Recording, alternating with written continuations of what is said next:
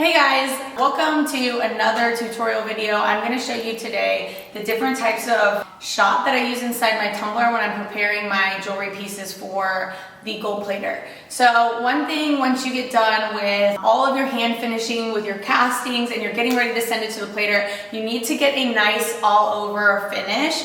You can also do this if you're just selling like solid brass work or solid silver work. These tumbler machines are very great tools to have within your home studio. I'm going to show you two that are not super expensive. This first one is one I think I got off of Amazon. I'm going to link it in the description. But this guy can hold 100 pieces, and this is like the bottom of a pitcher. And I have put a mix of two different types of shot in here. Needlepoint shot and then some bigger chunkier shots, which I will also link those down below. So when I'm getting ready to actually tumble my pieces, I'll put as many as I can in here. Like in terms of rings, maybe I probably don't put, even though they say I can do 100 of them, I don't usually put more than 40. The main reason is because I need this shot to be able to move around the rings and fully encompass the ring as it's moving around. And the water has to be able to fill above it as well. So as I start to get a little bit higher, once everything starts moving and the magnet starts moving, all of this water is going to come up and it kind of overflows. The way this magnetic tumbler specifically works is there's a magnet down here at the base and it just starts moving around. And it moves all of these little needles and all these little steel parts around until it starts to clean the jewelry. One of my mentors told me that polishing is actually just scratches on top of scratches on top of scratches until your eye reads it as shiny. So that's exactly what this guy is doing. I will add in water to be about an inch above my jewelry pieces. And then I'll add this stuff, Shine Bright, which you can get from Rio Grande, I think. Again, I'll link it. And I'll just add like 3 tablespoons or something like that into here.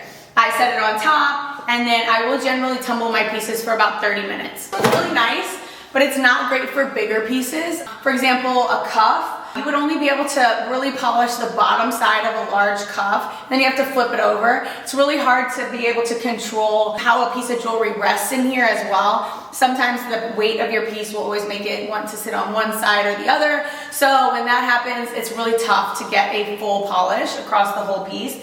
So that's why I have this second tumbler. And in this one, I use a little bit more of the chunky shot versus the needle shot. This one I use more of the needle shot because this guy is a lot heavier. All it does is rotate around and around. So this is a much slower polish. I'll usually keep my pieces in here for at least an hour, but this is the one that I will utilize for larger piece. And this one actually comes with 2 barrels. I will show you guys a link again in the description.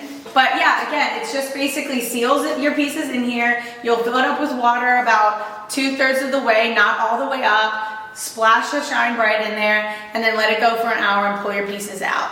You always want to double check your pieces and make sure that the finish is complete, that no sides are matte. Like the most important thing when you are sending to plating is that the finish looks good. It doesn't matter if you can see your solder lines.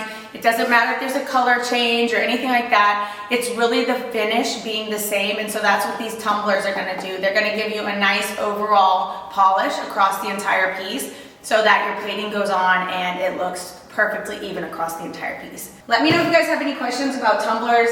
I'm going to link these all in the description. Always shop local if you can, so try to find your local jewelry supply if you have one.